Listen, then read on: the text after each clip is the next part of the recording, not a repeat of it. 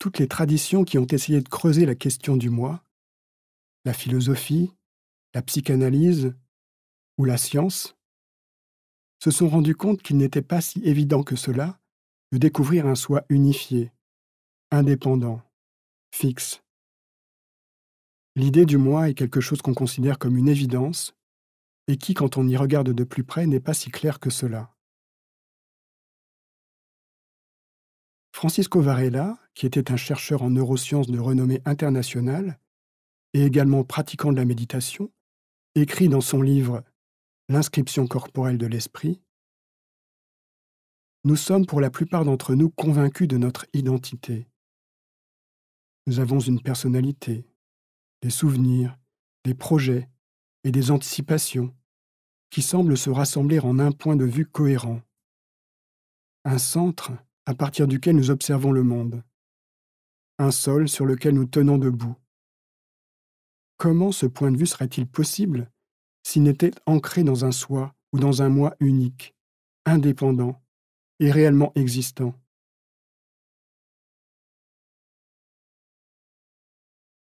Au premier abord, nous avons l'impression d'avoir un moi, une identité permanente. On est un homme ou une femme. On a tel âge, tel statut social. On est de telle nationalité. On a certaines préférences ou certains goûts particuliers. Mais nous ne parvenons jamais à dire vraiment qui nous sommes. Nous échappons toujours à ces cases dans lesquelles nous nous mettons ou dans lesquelles les autres nous mettent. Nous ne pouvons jamais nous saisir en une identité fixe. Francisco Varela considérait la pratique de la méditation comme un moyen pour aller au-delà des préconceptions que nous avons de nous-mêmes et pour partir à la découverte de qui nous sommes véritablement.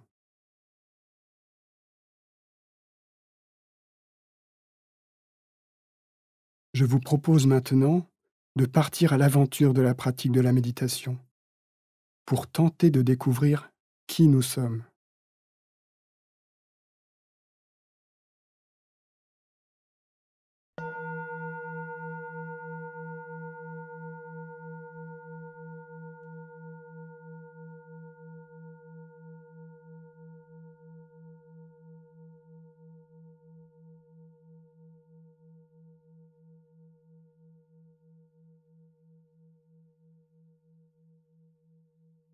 Asseyons-nous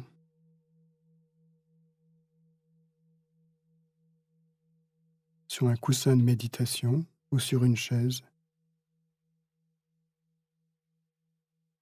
dans une position où nous sommes droits.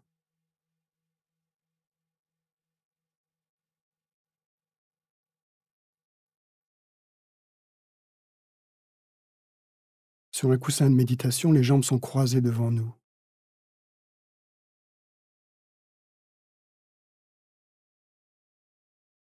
Sur une chaise, les jambes sont parallèles et les pieds bien à plat sur le sol.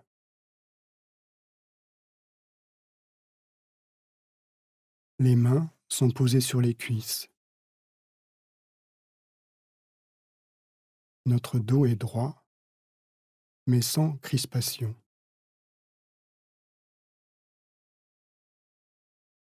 Nous pouvons prêter attention à notre respiration, à l'air qui entre et qui sort.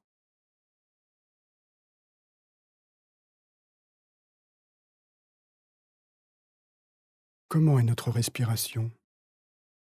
Régulière, saccadée, faible,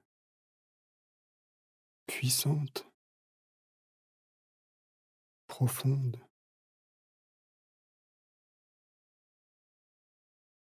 Laissons-la être telle qu'elle est. Regardons notre expérience sans chercher à la changer, sans porter de jugement sur ce que nous pensons qu'elle devrait être.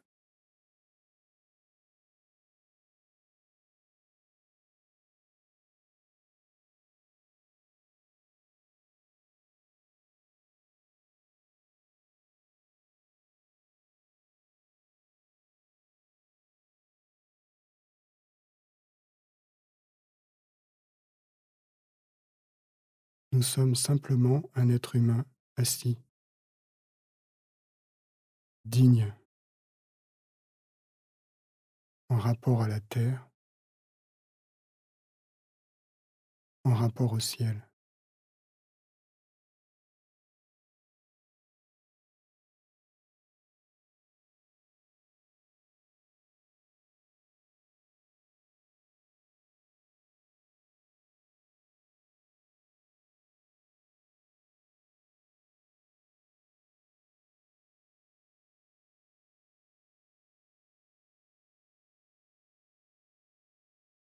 Pour un moment, nous pouvons laisser de côté ce que nous savons de nous-mêmes.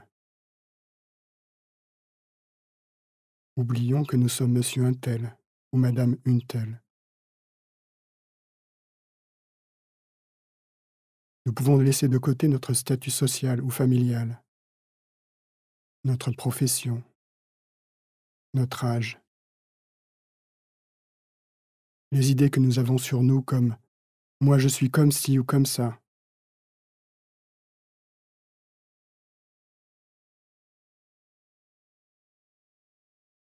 Nous pouvons aussi réduire au silence ce petit juge intérieur qui souvent nous critique. Tu n'aurais pas dû faire ça. Tu as mal agi. Tu n'as pas bien parlé à telle personne. Tu es égoïste. Ou encore, tu es trop faible. Tu te fais avoir par les autres. Il faudrait que tu fasses ceci ou cela. Laissons tomber toutes ces idées, ces jugements, ces il faudrait que, ces sentiments de culpabilité. Laissons même tomber nos bonnes résolutions, les plans que nous échafaudons pour faire face aux situations de la vie.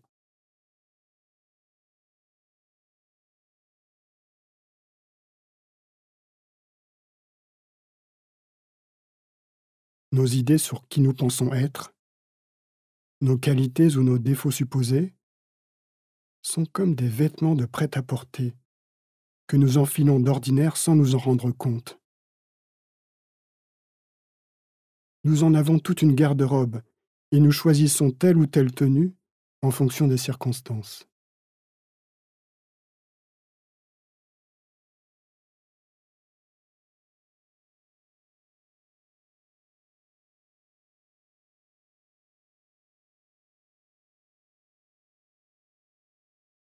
En laissant tomber ces vêtements, ces idées qui nous entravent, en étant là, sans étiquette, sans projet, nous pouvons apprécier le fait d'être simplement un être humain en rapport à la terre et au ciel.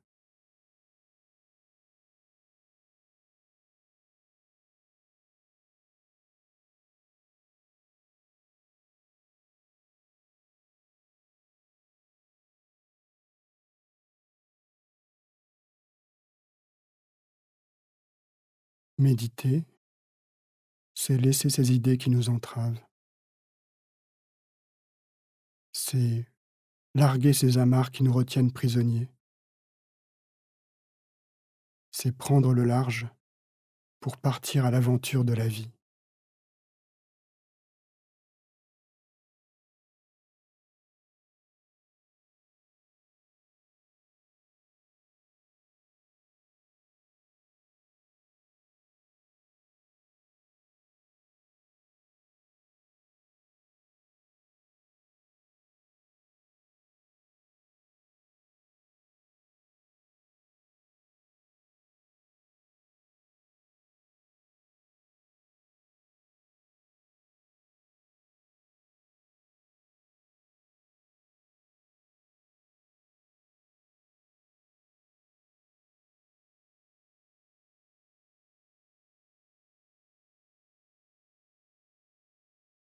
Très certainement, au bout d'un moment, nous allons nous rendre compte que nous ne sommes plus là. Nous avons été comme happés par une pensée qui nous a emportés très loin.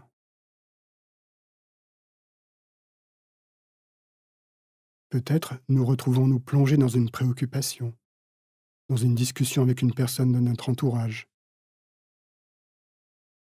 ou en conflit avec un collègue de travail, par exemple. Que s'est-il passé? Avons-nous l'impression de nous être raconté un film? Étions-nous dans l'un de nos rôles favoris? Avons-nous revêtu un costume particulier? Prenions-nous plaisir dans ce rôle? Était-ce au contraire angoissant? Ou n'était-ce ni particulièrement agréable, ni désagréable?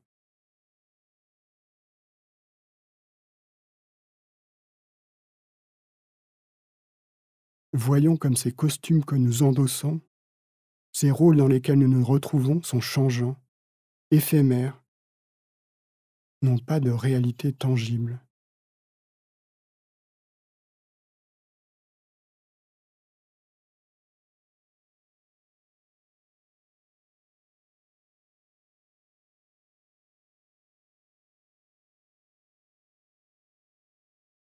Peut-être ne sont-ils là que pour recouvrir notre nudité, qui est si belle, si merveilleuse,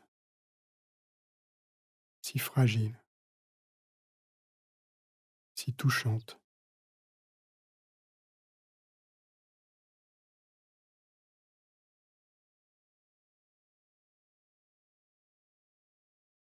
Que serions-nous sans ces vêtements?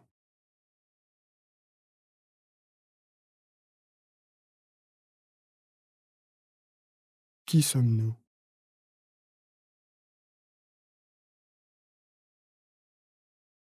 Qui suis-je?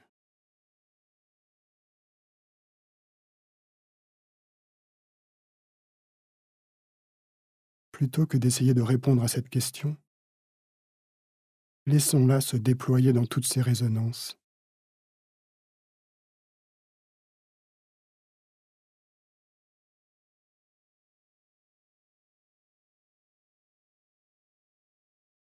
Qui suis-je?